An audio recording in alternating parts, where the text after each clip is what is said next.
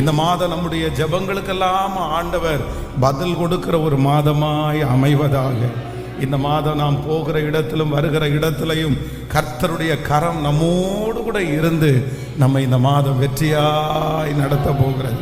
நாம் நெடுநாட்களாய் எதிர்பார்த்திருக்கிற காரியத்தை ஆண்டவர் இந்த மாதத்திலே நமக்கு கைகூடி வர பண்ணுவாராக.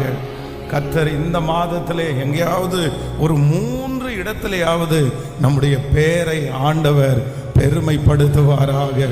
இந்த மாதம் நமக்கு விரோதமாய் உருவாக்கப்படுகிற எந்த ஆயுதமாய் இருந்தாலும் அந்த ஆயுதம் முறிந்து விழுகிறதை நம்முடைய கண்கள் இந்த மாதம் பார்ப்பதாக.